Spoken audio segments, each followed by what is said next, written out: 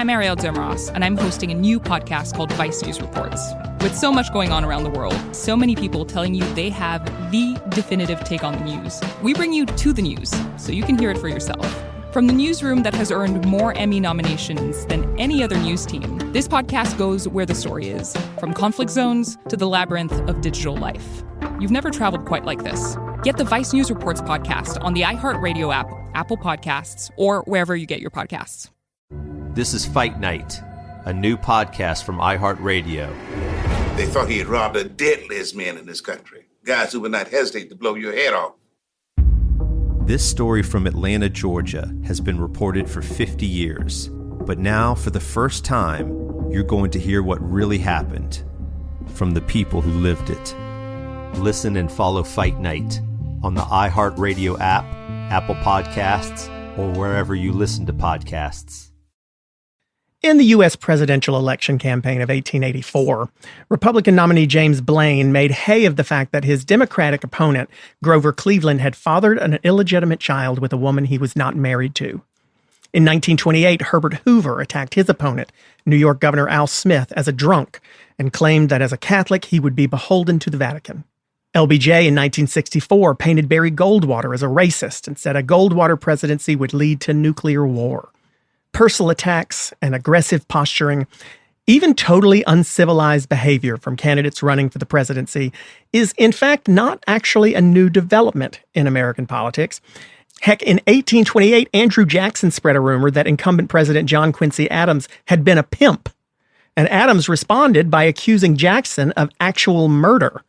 Dirty politics are not new in America.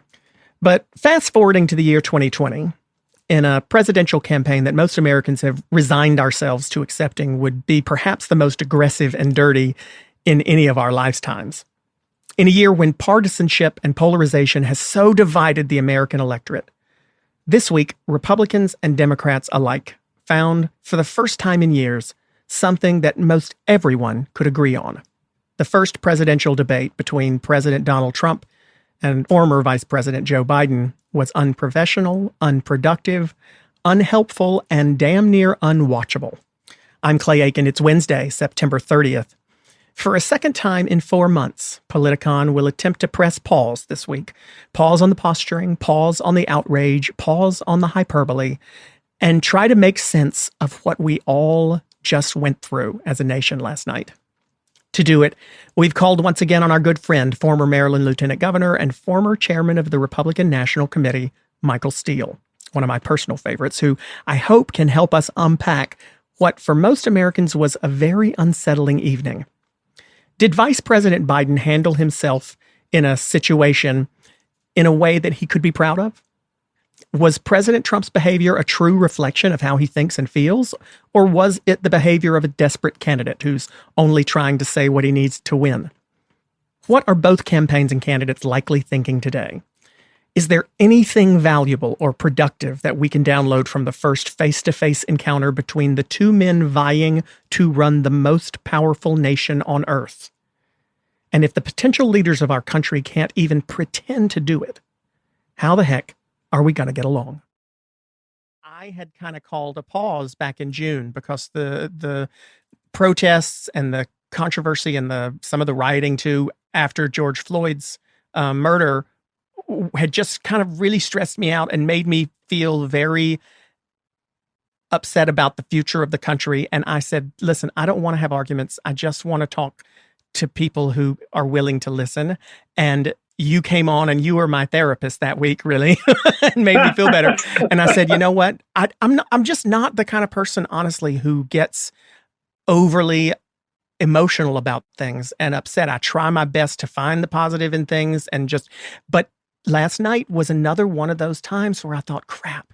And I told some friends of mine today who wanted to get my take on last night's debate. I said, you know what? I really want to wait until after I've spoken to Michael Steele because I'm hoping you're going to be able to make me feel better. But if you can't, I'm not going to be able to blame you. So, dude, you're going to be my just tell me you're what going you to be think. my therapist today.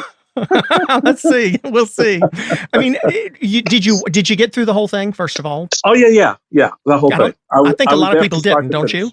No, they didn't. I saw it on Twitter. It's funny. At one point on Twitter, and I think it was about the first 20 minutes. I said, "Oh my God, we're only 20 minutes into this thing. I cannot believe it. Stop." The only thing that has come out of the first 20 minutes is, "Would you shut up, man?" Right. Like Joe Biden. And then about 40 minutes into it, I sent out a tweet saying, "Stop. Let's not ever do this again. No, there's no need for a second debate or third debate. No, we're done. We're done. Let's vote. Let's just vote and get this over with, because there's no good that's going to come out of any of this." Did anybody get hurt more? Did one party come out hurt more than the other, do you think? Oh, there's no doubt that Trump skewered his presidential bid, his reelection. He skewered it. I mean, absolutely took the skewers and just like stuck it in vital body parts. Are you that confident, really? Well, and here's why. Because the one thing at the end of the day, regardless of how people shake out elections, and regardless of what they say or what they think about the candidates, when it comes to the incumbent, whether they are the local county executive or the president of the United States running for re-election, they are waiting for you to give them a reason for your re-election. That is politics 101 for an incumbent, is to always give the voter a reason to re-elect you. In other words, make the case for your re-election. And you do that by talking about the things you accomplished over the last 3 or 4 years, what you've done. And if you're in the middle of a crisis, you talk about how you've managed that crisis, how you've helped heal the community or the country, how you've provided the resources that the professionals needed to deal with the crisis at hand. So that's what that's all about. That's the only reason you do a debate when you're an incumbent, is to make the case for your reelection. You largely ignore your opponent. You don't give a rat's ass about them. You treat them as if they are a pimple on your behind, right? Annoying, but it's hidden and no one will see it, right? So that's pretty much it. That's not what Trump did. He stood buck naked in front of the country and just exposed his own weaknesses, his own insecurities, his own pettiness, his petulant behavior, his schoolyard antics. And to your point, America literally started turning the channel about 20 minutes into the conversation. Why then is this, or has, I mean, this, I think we would both probably agree, this was not something we completely didn't expect, right? Right. We've seen behavior from this president that has been unconventional, to say the least. Yes. We anticipated there would be interrupting. We anticipated there'd be attacks.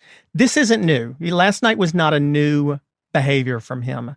Right. So why? And there's a lot of stuff. Listen, if we ever get to talk about stuff that's policy, I'm sure you and I would disagree on quite a bit.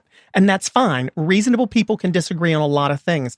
I don't think reasonable people could have watched that debate last night and thought anything other than the guy on the left was acting like a child. So why has this election still been as close as it is? Because it speaks to an undercurrent that a lot of folks don't want to acknowledge. And it was brought to the surface by the murder of George Floyd and the ongoing saga behind Breonna Taylor, the responses to the civil unrest, the riots, the burning and looting, which was all ancillary, because 90% of the protests that occurred in this country were peaceful. They were largely uneventful. Hell, Al Sharpton had almost 300,000 people here on the National Mall on August 28th, and no one got a parking ticket, let alone arrested. So, but these narratives were created very much as we were told there were caravans coming across the border, as we were told that, all Mexicans are rapists and murderers, as we were told that, Black people are from shithole countries, as we were told that, they're good people on both sides. And as it was affirmed last night to white nationalists, that just stand back, stand by, right? So there's an element of this country that buys into all of that. And that's why this election is close.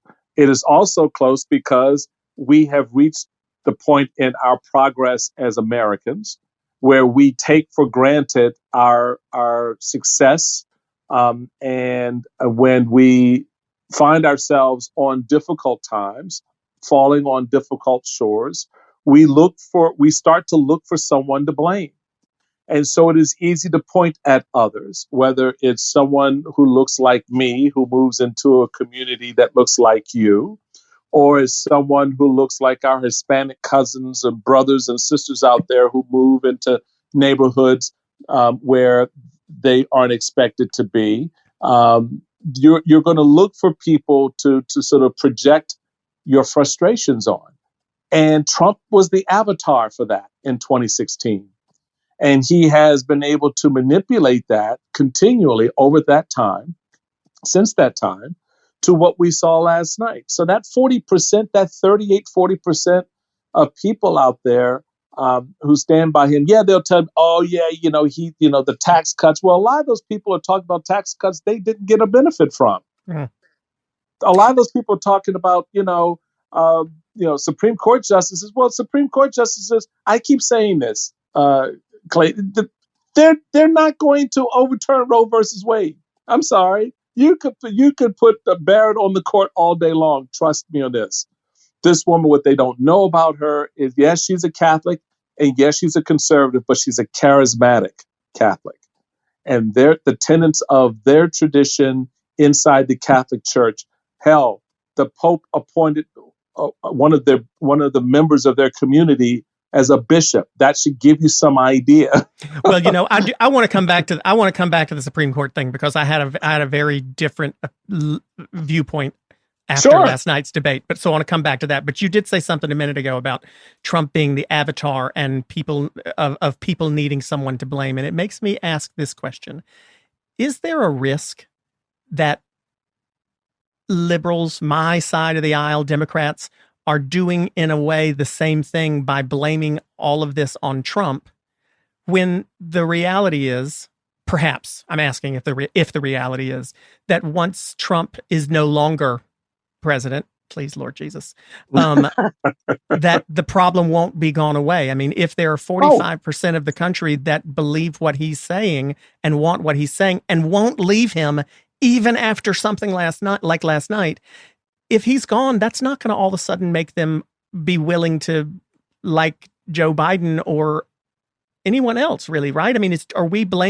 we acting as if though Trump is who we need to blame when the truth is maybe the problem is that we've got a country where 45% think the sky is green and 45% think the sky is red?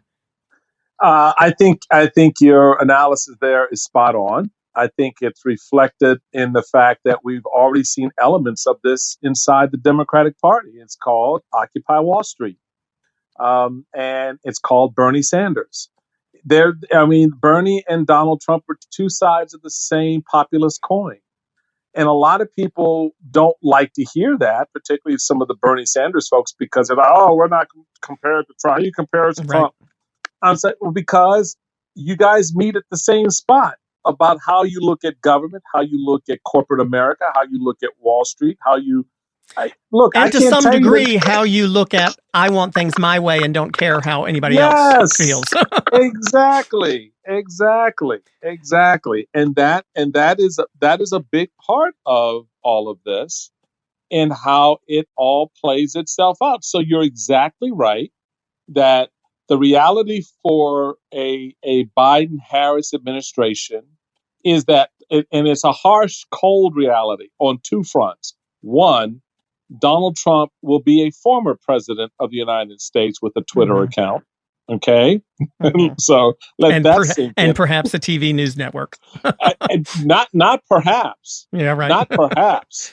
That's always been the plan. I'm sure. That goes back to conversations with Roger Ailes when Roger Ailes was still running Fox. That was going to be the offshoot out of the 2016 cycle, because no one, including Trump, thought he was going to be president. So their whole plan was to help set up his rebrand to get out and start Trump TV, right? And get out of debt. As Ailes started Fox, Ailes was going to start Trump TV, because Ailes knew the writing was on the wall for him, given all the other revelations that were starting to come out about how he was actually running Fox. So you're saying Trump's going to have a microphone still, and Joe Biden, even if Joe Biden Biden's becomes going to president, have to deal. Right, he will not be that former president who goes quietly into that good night to build homes like a Jimmy Carter or to paint pictures like George Bush. Right, that ain't happening.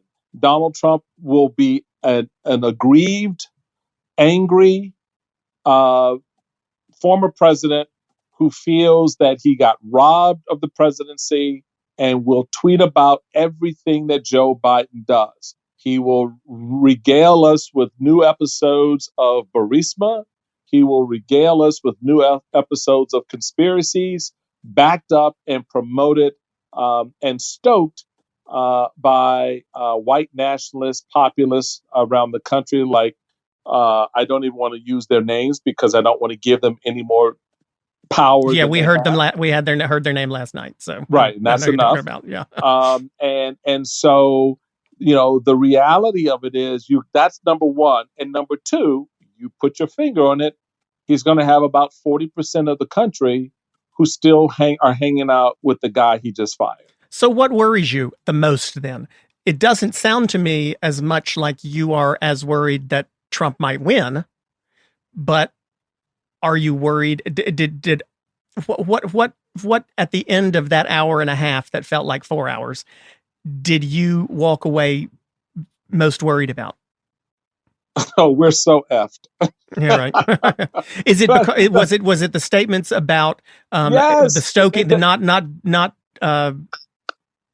calling out white supremacy for what it is, not more than condemning it, else. Or was it the discussion of, you know, him not being willing perhaps to accept the results of the election? The combination, those two together are a god-awful elixir. But Joe Biden himself even sort of said, listen, he's going to accept it. He has to accept it. But is no, he being naive? No, he doesn't have to accept anything.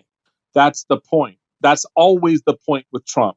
When Trump is ever put in a position where he's required to do something, that's when he resists it the most, because for him, that's a sign of weakness. So when his advisors tell him, you should not have a meeting with Vladimir Putin, or you should not have the Russian ambassador alone in the Oval Office, what does he do? The opposite. So just like a 5-year-old. Just like a 5-year-old. So whenever he's told that he can't do something, he wants to prove the system wrong. He wants to prove that he can do it. Do you think he had a plan last night? I mean, one thing I turned off cable news since March. I have stuck to it even through the conventions, even through John Lewis's funeral. I watched all those on YouTube Live just so I could not watch cable news. I broke my streak last night because I just could not fathom what I had gone through. I watched cable news and I watched a lot this morning, the morning after. Right. And I turned to Fox. And one thing that shocked me and scared me and hurt me was that on that channel, there was very little criticism of the president and the way that he performed in the debate. And there were actually people who believed or feel that he did exactly what he came to do. Yep, he did. Elaborate on that. He did. He absolutely did what he came to do. What did he come to do? He came to disrupt the process right out of the gate. Literally, was it just disrupting for the sake of disruption, or do you think he wanted to change the story? Change the story from other things? Right. Well, he wanted to create, it wasn't so much changing the story, he wanted to create new stories. He wanted to create new discussion points. He wanted to shift the conversation away from things that he didn't want to talk about. Right. We're certainly not talking about COVID. We certainly aren't talking about his taxes even today. I mean, we're talking about his behavior. Yeah. We're talking about his behavior. But that's not a winning strategy for him. Hasn't that been the one area where he got elected in 2016, didn't he? Okay. And what were we talking about in 2016? John Meacham talked a little bit about this morning on Morning Joe about what he thinks may actually now be a silent Biden voter. That there may be people who have voted for Trump in 2016, have supported Trump throughout, but who may be willing to move over to Biden, but not willing to let other people know. Do you think that that's a possibility? Do you think that there might be shy people who aren't willing to let folks know they're not voting for President Trump anymore? I do. I think that's an interesting analysis of a potential outcome from last night. Because the one thing you would never think about would be people shy in their support, or at least somewhat reticent in their support of Donald Trump. Of Joe Biden, given everything that we know. But it actually does make sense from the standpoint, if you're looking specifically and particularly at Republicans and center-right independent voters who heretofore have been much more either vocal or at least presumed to have been somewhat supportive of Trump. I could see them now sort of taking the sort of quiet route, as a lot of voters did. Towards Trump in 2016, doing the same thing right now towards Biden in 2020, where it's just easier. It's a lot less messy and it's a lot less noise. You've seen, Clay, a number of Republicans, the most recent being the former RNC chairman, Roscoe, announced their support for Biden. So the question becomes, do you see more of that on the heels of last night? Or, right. I mean, I wonder, what's it take for George W. Bush to say something finally? Well, that's the $64,000 question for a lot of folks, because that's a mic drop when it happens. I mean, the former Republican president coming out and supporting him. Now, I've tried to get some back channel noise on some of that to get a gauge of where the president is, and the best I've heard is he's staying out of it. But right. That doesn't necessarily mean anything with roughly 30 days left in the campaign. And if he sat through what we sat through last night, you have to imagine. Exactly. But there's certainly I can't take credit for this theory because John Meacham, like I said, had it. But there is certainly something to be said about the fact that if I tell you for 3 years how horrible and wrong you are and how stupid you are for voting for Donald Trump and how dare you do this to our country, etc., there becomes a point where you push me in a corner. You're not going to change my mind that way. You're not going to change my mind by telling me how dumb I am to support the person who I like. And I have to wonder also if there's not a group of folks who watched last night or who have seen the past few weeks, the tax story, the whatever, who might have finally said, you know what, I can't do another 4 years of this. I'm going to vote for Biden, but I'll be damned if I'm going to ever tell anybody, because I don't want to admit I'm wrong to these latte liberals who have been telling me how evil I am for the past 3 years. I'm not going to admit that they were right, but I'll do it quietly in the voting booth. Yeah, I think there's some. I think there's some rationale to that. It makes sense in how people can work themselves up to taking an act like voting for Biden. Despite the criticisms that they've had from their friends and their family members who looked at them like they had 7 heads, and for some, they're willing to live with that impression. As opposed to, as you said, to show that, eating crow. You guys are right. I'm not going to eat that crow. So I'll let you just keep thinking that I'm supporting Trump. For others, though, it will be a chance for them to come out and play directly and to say, you know what, I was wrong and I can't take it anymore. And those are people, by and large, who were semi-skeptical back in 2016, but they just did not like Hillary, and it was just too much. And I'm a Republican, but he's not my brand of Republican, but he's not Hillary. All right. Right. And so then they had to save face at that time and sort of justify their vote. So they kind of got all bravado, chest beating on Trump.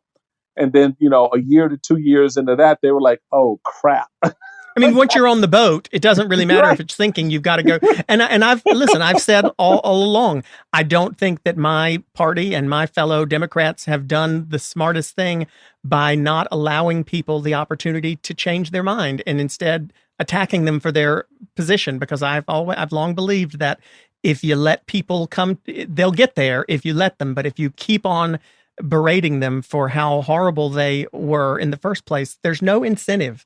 There's no incentive to come to the party late if you're going to get chastised for being late, Well, you make such an excellent point. And I'll share with you a conversation I had with your national chairman, who's a dear friend, Tom Perez. And we did a panel. We're both are senior fellows at Brown University's Watson Institute, which is really kind of cool to have the current national DNC chairman and the former national RNC chairman on the same faculty. So we've done a couple of programs together, but we did this one program which was actually for C-SPAN, and it was shortly after Tom became chairman. And I get it, you're a little bit full of yourself, and you're going to take the party. You're in the opposition role because you've got a president who you're running against, and majority in the opposition party in the Senate, et cetera, and all that stuff. So I get that. I was in those shoes in 2009, so I understand it. But he said during the course of this, and it goes to the heart of what you just said. He started affirming what the Democratic Party was, and okay, I get that. I affirmed what the Republican Party was when I was chairman. But then he said that, in short, pro-life folks are not welcome. If you're pro-life, you're not going to find a home here because we support a woman's right to choose and reproductive health and all. And so I just sort so of much looked for the at big him. tent. Well, exactly. I looked at him and I said to him, well, that's interesting, Tom, because you just told half the country you do not welcome them into this big tent of yours, into this party of yours, because half the country believes like I do in the life position. Now, it doesn't mean that we're anti-choice or anti-reproductive health and all of the attendant formulations. But in terms of where we are on the life question, we're going to, demur to life versus anything else. But you just told me that your litmus test is such that I don't even need to bother entertaining a question of joining your party if I'm pro-life. Well, Biden sort of has the opposite. I mean, one He of the reasons I've does. liked him is he's had and do you think he's going to get in a lot of trouble for his "I am the Democratic Party" comment last night? Oh, he will. And was that part of Trump's strategy to try to hurt him with his own base? But here's the rub. It's so funny you bring that up, because when he said that, I actually cringed. And not for any reason that was really negative, like, oh my God, why would you say that? Because he's absolutely right. He's the titular head of the party. Right. He is the embodiment as the nominee of the party. The platform is his platform. He directed what the tenets of the party would be for the next 4 years under his leadership as president, and under his leadership. If he's not elected, that's still going to go on. So he's going to set that code. Right. So, but I cringed because I was thinking, oh, snap, there are going to be some progressives who will lose their mind over this. I had the exact same reaction, but I'll tell you, and listen, Twitter isn't and shouldn't be the public forum where I find out how people really feel. But I was surprised that there just wasn't that much vitriol thrown at him from the left. Yes. And maybe it's because Trump made such a fool of himself we forgot about that. But there was very little complaint from the left about him not specifically saying that he was that he was for Medicare for all, for him not specifically supporting the Green New Deal. I didn't see much blowback, actually. Maybe it's coming. It's probably coming, but I didn't see it last night. It may come, but I think the question, and you could probably answer this better than I, but my impression, at least, is that the left, and I'm using that euphemistically, as opposed to the right, or the Democrats have largely decided, okay, we just, I'll hold. The goal is to get rid of this president who most of us believe is not appropriate to be president, and deal with. Now, personally, I've long said I love Joe Biden because he is not willing to be extreme. And he's, I want to ask you this because it brings up the other question. How did you feel about him not answering the court packing question?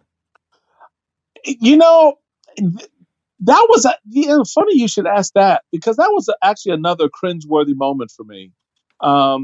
Because I thought his answer came off as if he either A, had something to hide, or B, that he was actually being political in that moment. Yeah. And it's rare for him to do that. And I didn't like it either. It's rare for him to do that he was being political. And in the course of the time of that question, he was making political calculations in his mind as opposed to speaking from his heart. Right. Now, and he has in the past said he's against court packing. He said that as recently as the primary. Exactly. Which is why it came off the way it did. That it was this sort of political calculation to avoid creating controversy, which I can tell you as a former elected official and candidate, that the moment you go to that space, you are doing nothing but creating controversy. Right. I mean, well, because if you take a look at some of the more right-wing media outlets, that's what they're attacking him for. He clearly didn't answer the question. He didn't answer the question. Why won't he say why? Personally, I personally am not a big fan of the idea of court packing because I think it's just going to lead to a Supreme Court with 400 members on it eventually because everybody will just keep doing it. But I would personally, even though I'm not for it, I would have rather him said everything's on the table, like Chuck Schumer is saying. I'd rather him have given an answer than not given an answer at all. Well, and I think, for me, the answer would have been whatever you've answered before. So if your answer last week at the announcement of RBG's death was, I do not support the idea of court packing, then your answer the week after her funeral is, I do not support court packing. Right. So for me, it's not a complicated, because that is exactly where 60%, 65% of the American people are. They don't want to see the Supreme Court, to your point, be used as a ping pong where, in 15, 20 years, you got 100 people on the damn court. So stick with what you know, and don't in those moments be political.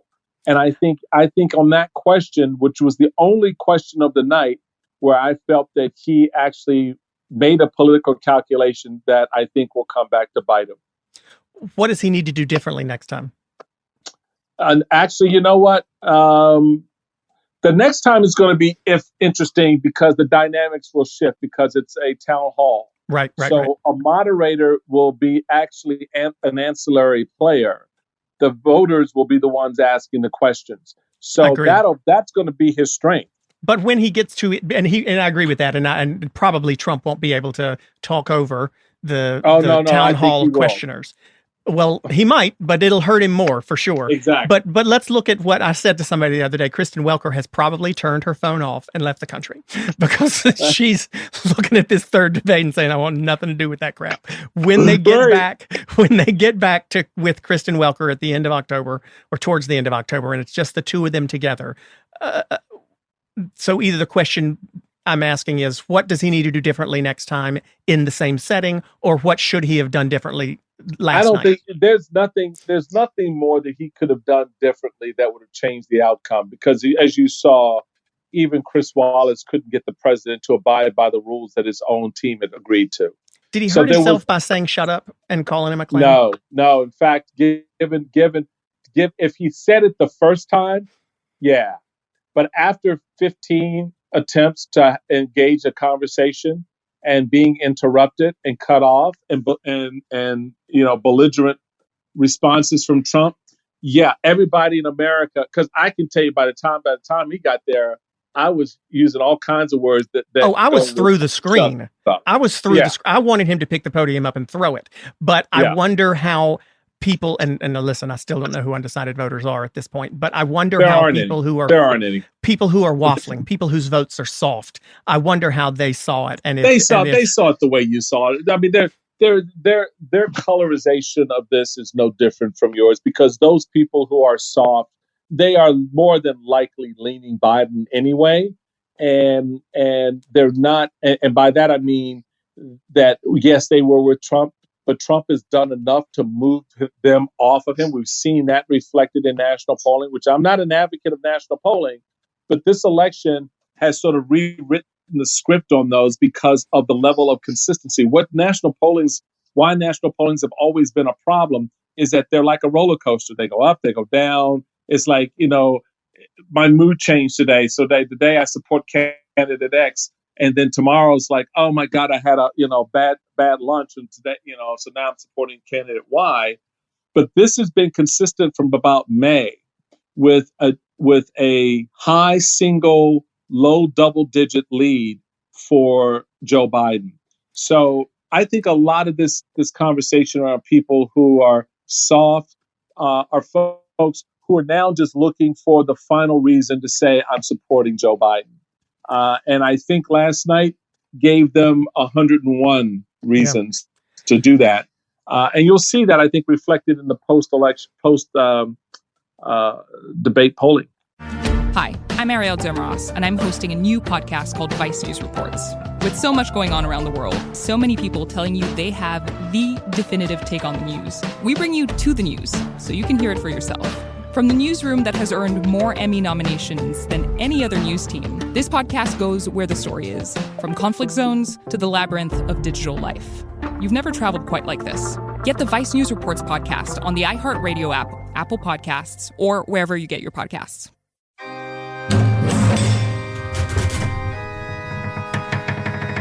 Why did wax replicants crowd an Italian church? And what do wax organs tell us about the history of medicine?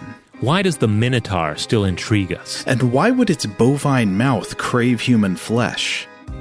Hi, I'm Robert Lamb. And I'm Joe McCormick. Join us on the Stuff to Blow Your Mind podcast for the entire month of October as we take our annual descent into a host of bloody, monstrous, and terrifying topics. From forest spirits that beckon you off the path to wax sculptors on a rampage, we'll be looking at spooky subjects all this month to peel away the flesh and reveal the underlying science and history, and leave you with an even richer understanding of a world that's always weirder than we can imagine. What sorts of scientific concepts can we glean from episodes of The Outer Limits or Tales from the Dark Side? And what's the ghastly history and promising future of blood substitutes? Join us to find out. New Halloween-themed episodes published twice a week, with older Vault episodes re-entering the world on Saturdays to spread around some of last year's grisly offerings. Listen to the Stuff to Blow Your Mind podcast on the iHeartRadio app, Apple Podcasts, or wherever you get your podcasts. Well, Rick Santorum, who on CNN last night, who's been pretty vocally supportive of Trump in almost every situation. Yeah. Let's assume, I'm going to take hope from what you've said, and let's assume that Trump did put a nail in his coffin himself, and move on to some of these down ballots. Because Rick Santorum last night was sort of critical of Trump. He said, he overplayed his hand. He didn't do a good job. And he said, if I'm a down ballot candidate in a state like Pennsylvania, or in a state like Iowa or Colorado or North Carolina, he said he did not think that those down ballot candidates were very happy with the top of their No, they tickets weren't. last night. No, especially if I'm a down ballot candidate who's hitched my wagon in any way to Donald Trump.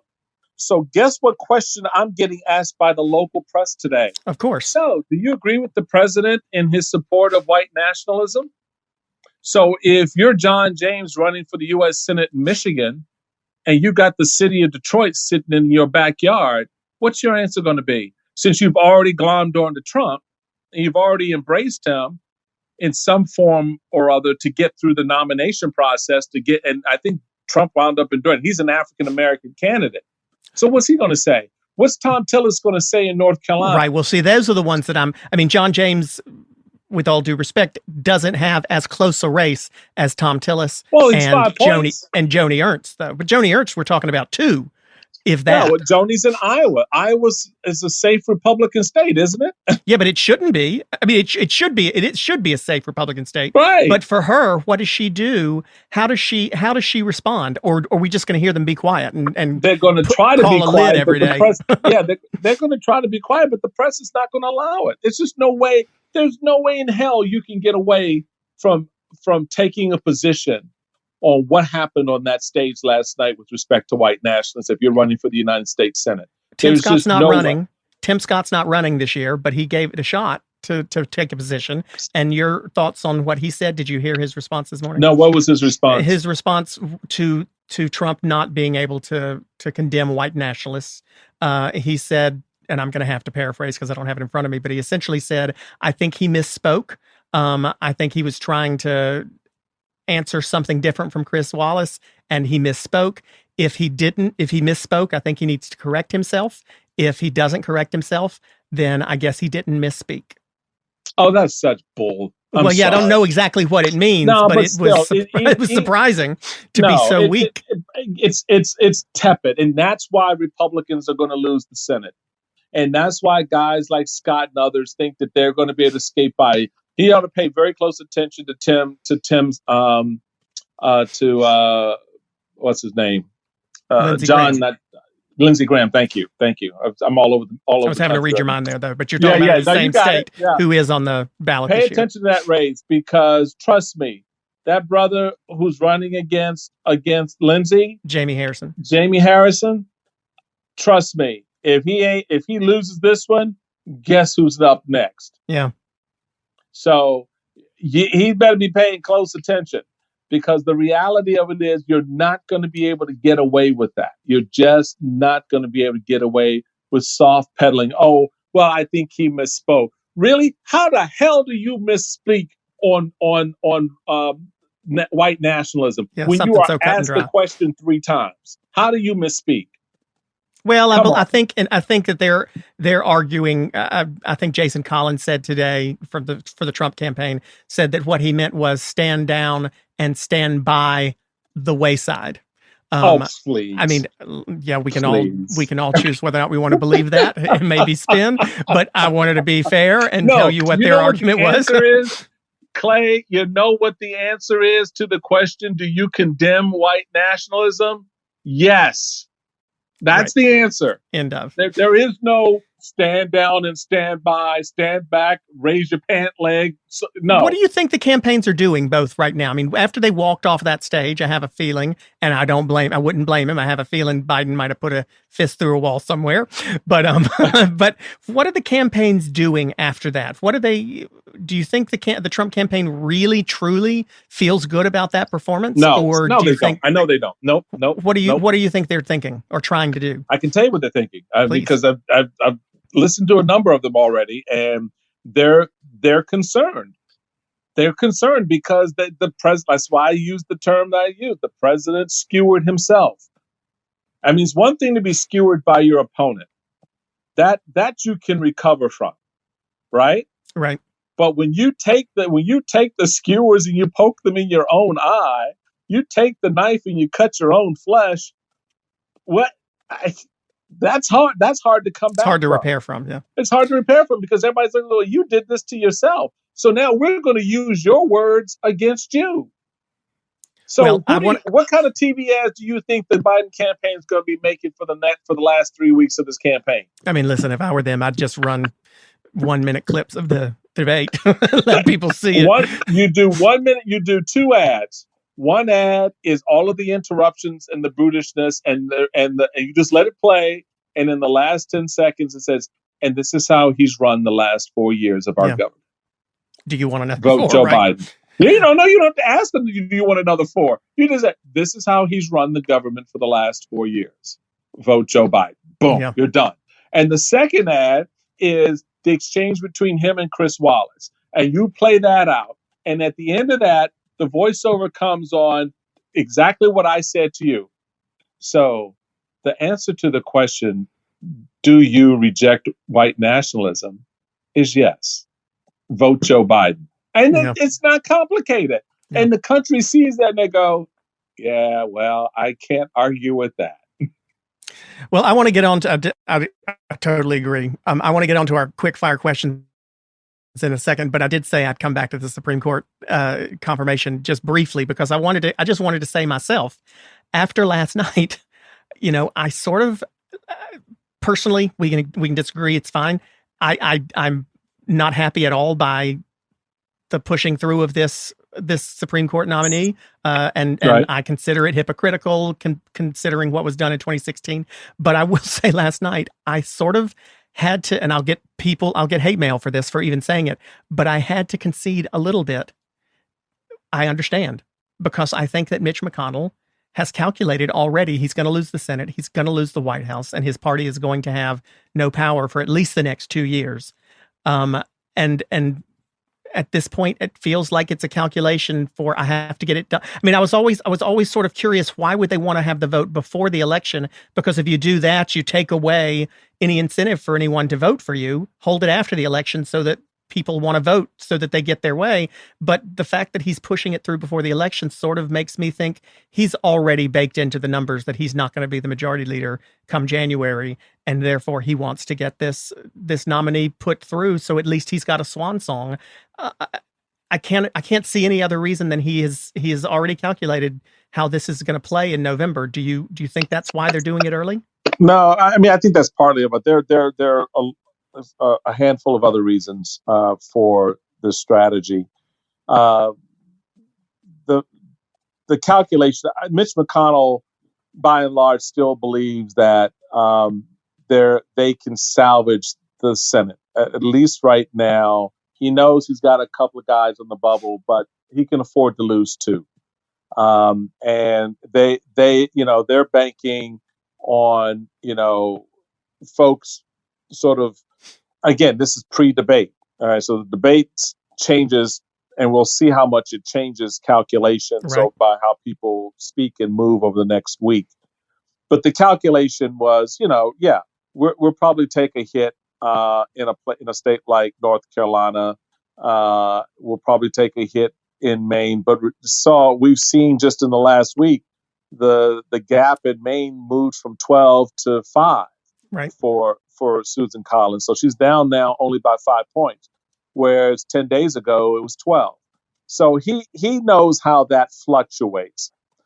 The other, though, the push to put this in motion had more to do with the state of Arizona than anything else. And the reason for that is the election between Commander Kelly and Martha McSally. And McSally is a special election. Right. This is to fill the seat vacated by the death of John McCain. People kind of forget that because remember, senators run for 6 years.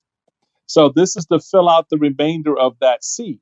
She was appointed, and they decided to push the election instead of holding the election, last year. They decided to push it to the presidential year. Right? Because he can be sworn in before January, right? Well, but more importantly, she would be on the ballot with the president and would reinforce her reelection in the state that was trending blue. Right. The problem is she's going to lose that seat. She's going to lose that seat now. I mean, she's down by 12 points 3 weeks out. Okay. And so Kelly would take the seat, guess when? November 30th. November, right. And if you push the vote for Senate confirmation beyond the election into November, so you'll have the problem that you now just lost 1 seat, 1 vote. They could still vote in the first 2 weeks of November, though, yeah? it would be very hard to do with an election that's still unsettled. Some of these senators may not know if they've been reelected. Mhm. Yeah, it would be very hard. It would be extremely hard to do. Is there a chance that Cory Gardner changes his mind and the polls convince him that he needs to not vote yet? It very well could. I think though this is baked in. I think that she's going to get the appointment. She's got the appointment. I think she's going to be confirmed, and will take the seat and will be on the bench before. Probably before the Supreme Court term. But I mean, that's obviously not true. And before the Obamacare case, potentially. Yeah, right. Before November 10th, she'll be on the court. Okay, I want to ask a few questions that our listeners wrote in specifically for you. Kara from Phoenix asks, will either side accept the election results if the other side wins? Joe Biden said last night without hesitation that he will accept the results of the election. And if he's defeated, he will concede at the appropriate time. And if he wins, he would hope the same from Trump. Donald Trump, on the other hand, told us again last night, as he has several times before, that he will not accept the results of the election at face value because he's already projecting that if he loses, it's because it's rigged. Erica from Seattle asks, are Antifa and the Proud Boys equally dangerous? They are, but for different reasons and in different respects. Keep in mind, and while this was one of those moments on the stage last night that kind of got lost in translation because Trump kept having his excited utterances at what Biden said without recognizing and understanding what Biden had said. Biden made the point that Antifa is not an organization; it's an idea, it's a philosophy, it's what people. There's no structure to it. And that's not Joe Biden saying that. That's Donald Trump's own Justice Department that has said that about Antifa. So they are dangerous as an idea. Anyone who resorts to violence, anyone who feels that the only way they can communicate change in this country is by violent means, is a threat to the nation. I don't care if you're on the left. I don't care if you're on the right. I don't care if you wrap yourselves in Easter bunnies. You are still a threat to the foundational principles of the country. So whether you're Antifa or poor boys or whatever you are, that's the situation. You put yourself in league with terrorist organizations, should be ordained as such, deemed as such by our criminal justice system, and prosecuted appropriately. So that's, for me, this is not even a question to debate. So if Antifa decides to show up at a rally, even in support of, Black Lives Matter and civil rights and civic justice, but commits acts of hate and commits acts of violence, hey, baby, welcome to the cell, because that's where you're going.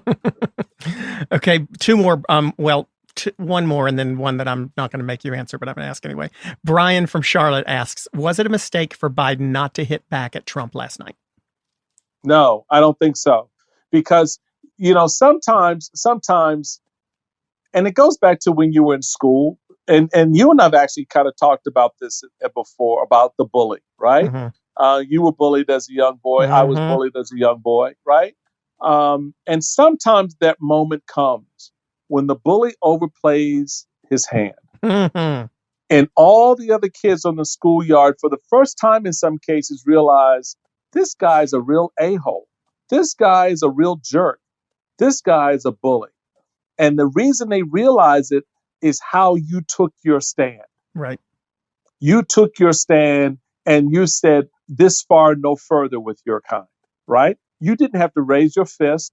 You didn't have to cuss him out. You just stood your ground. And that's essentially what Joe Biden did after that moment where he told him, would you shut up? You can see his whole demeanor change from there on and how he approached Donald Trump. He realized, oh, I get what you're doing. As my mama used to say, you'll appreciate this as a good old Southern boy like myself. My mama used to say, now don't you go out there and show your ass. Yes. You know exactly what she was saying, right, Clay? Yes. You know exactly what she was telling you, right? Yes. So, and Donald Trump did that last night. In fact, I tweeted that out. I said, America, tonight our president showed his ass. Yes, I understood that exactly. Completely. And that's exactly what happened. And the country saw it. Mm-hmm. And so, yeah, I think Joe Biden did the right thing. He didn't need to fight him. He didn't need to get in the, because he's learned. I mean, we saw what happened to Marco Rubio when you do that, right? I thought his response, honestly, to Hunter Biden's, to Trump's attacks on his son and his fight with drug addiction was incredibly poignant, specifically to your point, because it was raw, it was real. And he said, my son has struggled with this.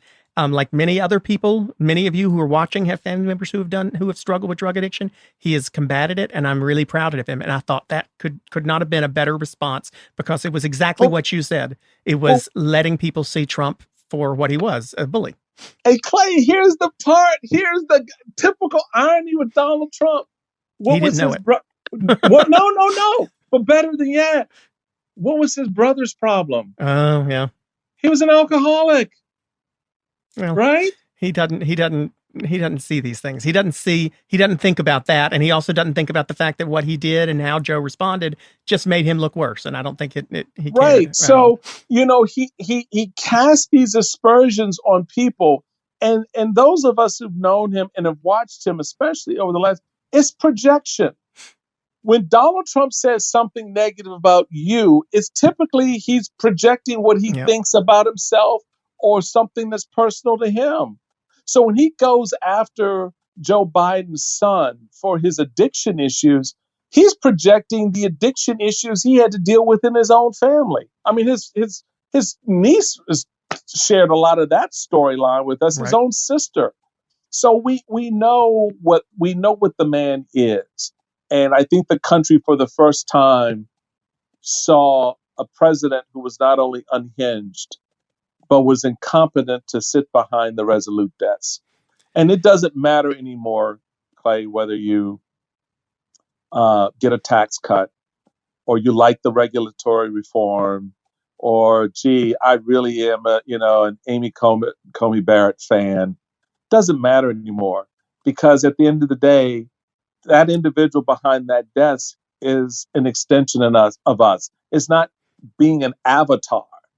Well, right? The emperor has no clothes after last night. Exactly. So this last question, I'm not going to ask you to answer, but I'm going to read it because it kind of pisses me off. We take questions. Okay. It does a little bit, and I'll explain why. We take questions from all listeners. I try to make sure that anyone who comes in, you can send yours to us on Twitter or Instagram at Politicon, or you can email them podcasts@politicon.com. And I get them sent to me, and we'll take any comers and try to ask the questions to our guests as they're sent. But this one's a little incendiary, and so I don't want you to answer it.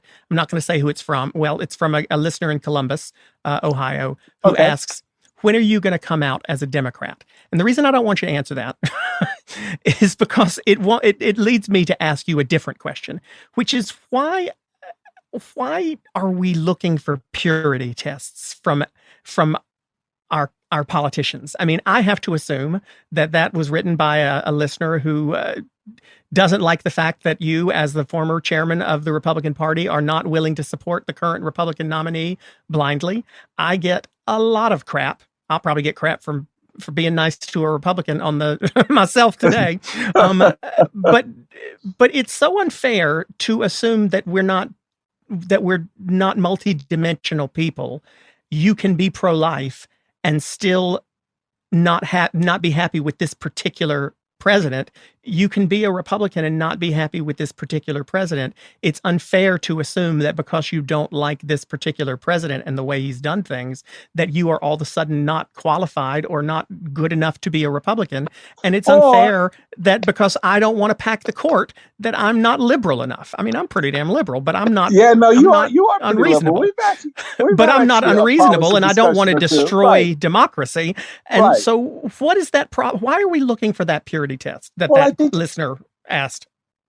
And so I'll answer the question for the listener, because I think actually it's a fair question to ask. I mean, because it's so funny. And I tell a lot of my Democratic friends this now. I say, y'all loving the hell out of me right now.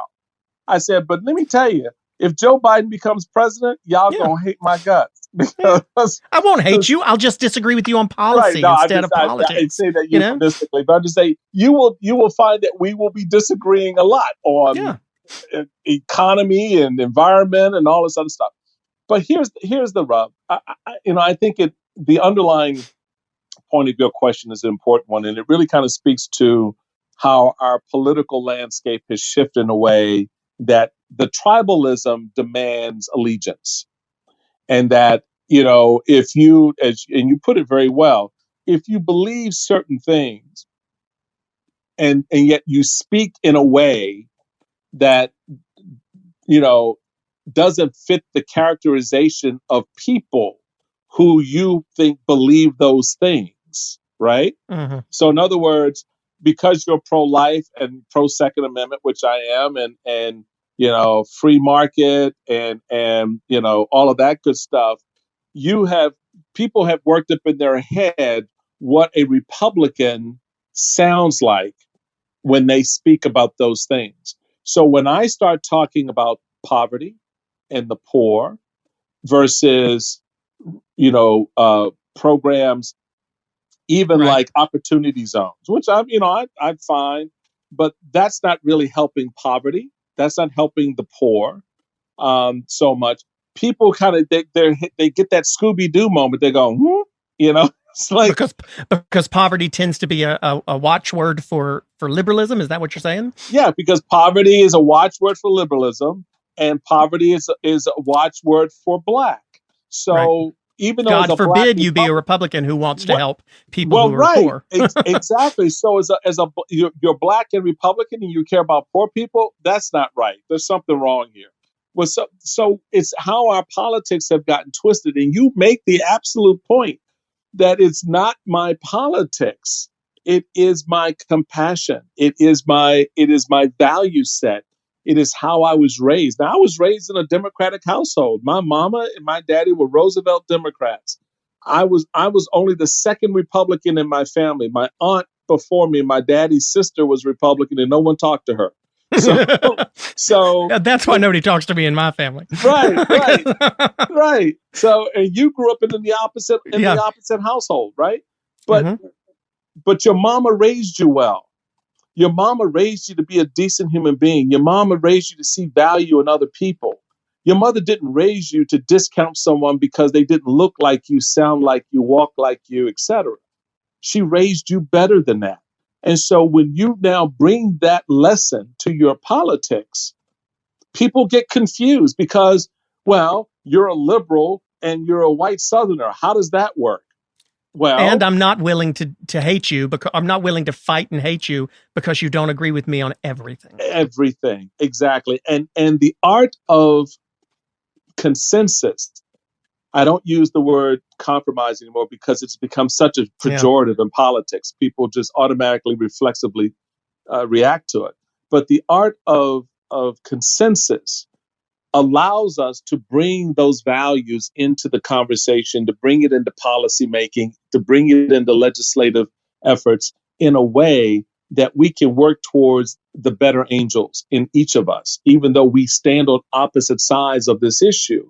That's how the nation was able to balance its budget for 4 years under Bill Clinton and Newt Gingrich, two very politically opposite individuals, but brought their value set to the table in such a way that they could reach a consensus around the things that were important to the American people. And that's why I stay in the party. That's why I fight the good fight as best I can for as long as I can, because those values still matter to me. And that's why I love coming on your podcast and having a conversation with you, because I know while we may disagree on some aspects of healthcare or regulatory policy or government spending, I know your heart's in the right place. And so even in that conversation, which may get tense from time to time, we can reach a consensus that A, something's got to be done, and B, let's at least outline what the parameters of that something could be. And that's all the country is asking for. I still have hope that the majority of people want to do it that way, because Yes, that's how we live in our everyday life. We all have family members who we don't agree with, but we still know how to love them and be respectful, even if we just have to decide, well, I'm just not going to talk politics with them. We know how to act like we've got some home training, when we're around somebody we disagree with. Right. But for whatever reason, we won't do it on Twitter, and we don't do it in politics. And I do hope that come November 4th or whatever day, not November 4th, I shouldn't set expectations, come November whatever, when we know who the new president will be, or the next president will be, that hopefully people will put down their swords a little bit and realize, you know what? I think in part we may be at a place where we have Trump because we bitched and complained and moaned about how horrible George W. Bush was and how horrible Mitt Romney was. And what was left? I mean, they had to go to an 11. Yeah. Because we wouldn't listen to their wouldn't listen to their 9s and 10s. When Colin Kaepernick kneeled and people lost their minds as if though it was the most horrific and unpatriotic thing to do, to kneel for the national anthem in protest. If that was it, I mean, what else?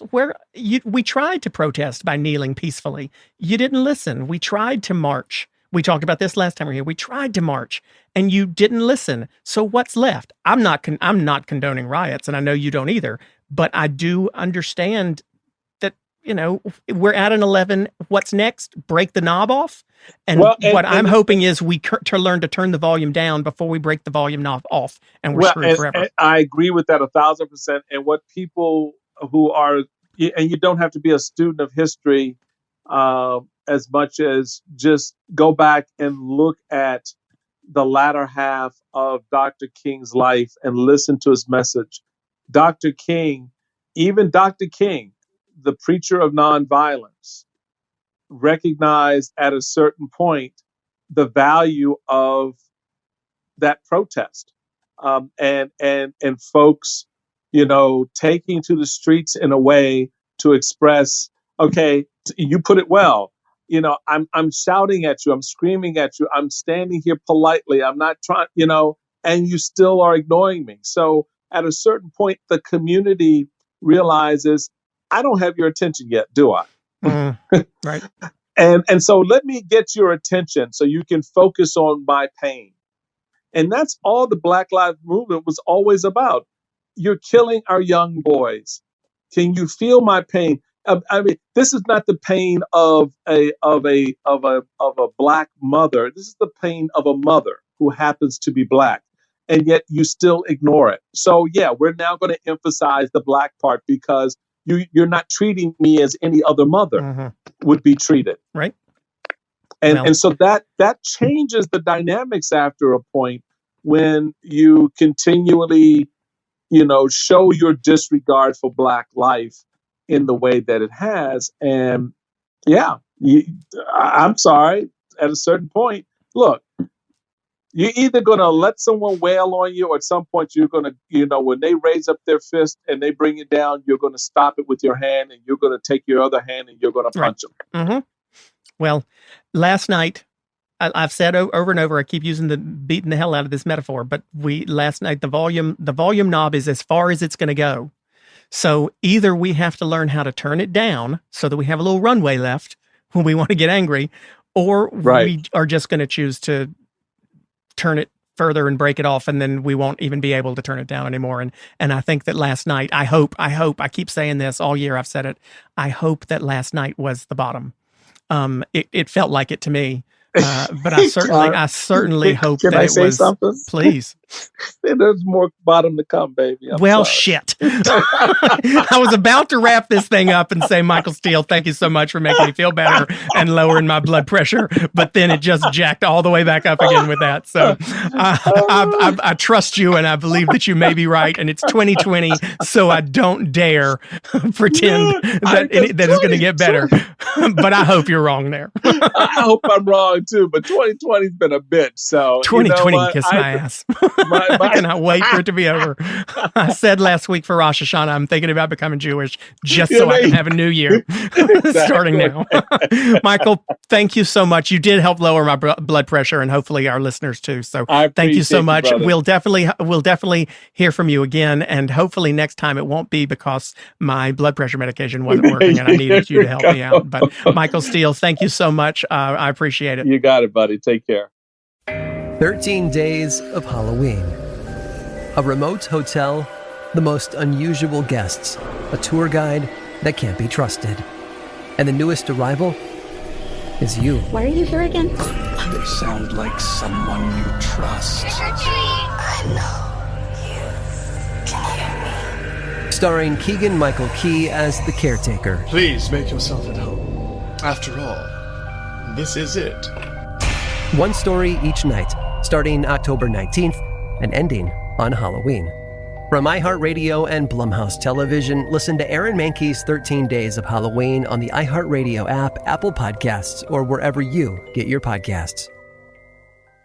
On September 17th, 2009, 24-year-old Mitrice Richardson disappeared without a trace in the woods near Malibu, California, and was never seen alive again. I'm Katherine Townsend, host of the podcast Hell and Gone. We're going to try to find out what really happened to Mitrice Richardson. School of Humans and iHeartRadio present Hell and Gone Season 3. Listen to Hell and Gone on the iHeartRadio app, Apple Podcasts, or wherever you get your podcasts.